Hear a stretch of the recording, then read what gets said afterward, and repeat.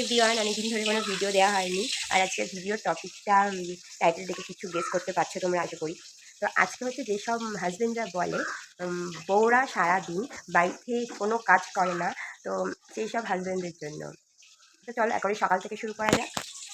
সকালে উঠে first of all রান্না করা, বিছনা গোছানো, ঘর মোছা, তারপরে বাচ্চাকে ফ্রেশ করা, বাচ্চাকে 1-1.5 ঘন্টা ধরে খাবার খাওয়ানো, বাচ্চাকে আবার ফ্রেশ করানো, তারপরে দেন টয়লেট পটি করা, বারবার মানে কোলে নিয়ে কাজ করা, কোলে নিয়ে নিচু হওয়া, এইসব এভরিথিং আরও কত কাজ।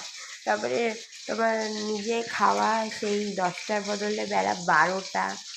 কোনো কোনো সময় তো সারাদিন বিস্কুট খেয়েও থাকতে হয় একা যেই বাচ্চা সামলায় একা মাকে।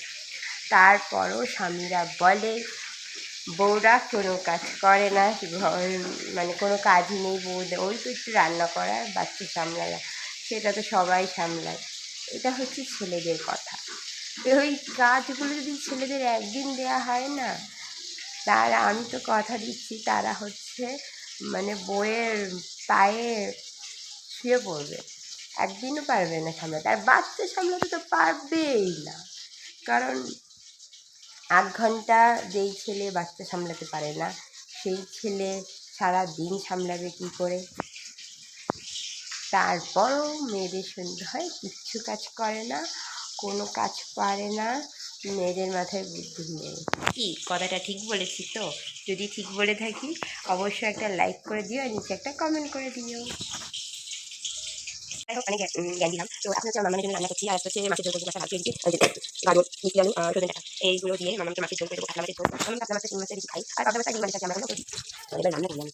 এই দেখো, মামামকে কোলে নিয়ে কিন্তু সব কাজ করতে হয় আমাকে, কারণ আমার করে দেওয়ার হেল্প করার কিচ্ছু নেই। যবে থেকে আমি মানে আমার শ্বশুরবাড়িতে এসেছি 5 মাস থেকে মামামে সব, তখন থেকেই আমি একা করে আসছি।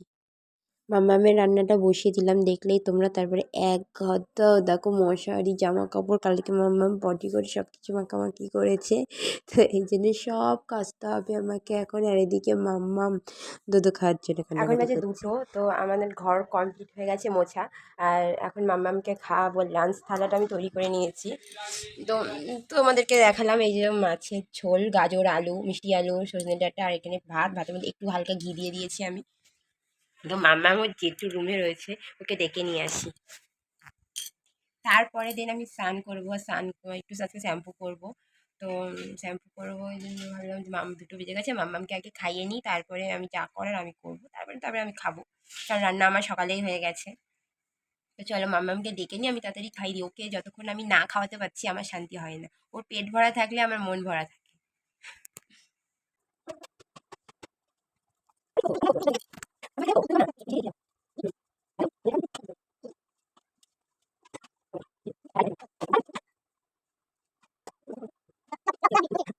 আমি এখন স্নান করে আসলাম, আর এখন বাজে 3টে, আর আমি টমেটোর আলু ভাজা করছি। আর মামাকে একটু লেবুর রস খাওয়াচ্ছি, কারণ মামাম আজকে লেবুর রস খাইনি সকালের দিকে, দুষ্টুমি করছিল তার জন্য। এই দেখো এখনো দুষ্টুমি করে যাচ্ছে। আমি ভাত খেয়ে তারপরে ওকে আমি হারাবো, আর জোর করে একটু নিয়ে আসলে একটু হলো একটু ঘুমাই, আমাকে শুয়ে থাকতে হয় তার জন্য। তো যাই হোক, চলো আমি আগে খেয়ে নিই, 3টে বেজে গেছে, অনেকক্ষণ আগে খেয়েছি, প্রচণ্ড খিদে পেয়েছে। কালকে তোমাদের সাথে আমি ভিডিও শেষ করতেই ভুলে গেছি, তো আজকে সকালে সেই জন্য শেষ করছি।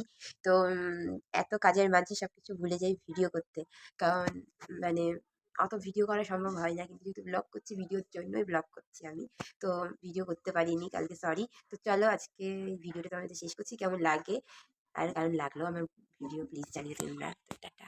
আর আজকের লুকটা বুঝতেই পারছো, ঘুম থেকে উঠেছি, উঠে আমি এই রান্না করতে বসে গেছি। তো আজকের ব্লগ অবশ্যই আসবে।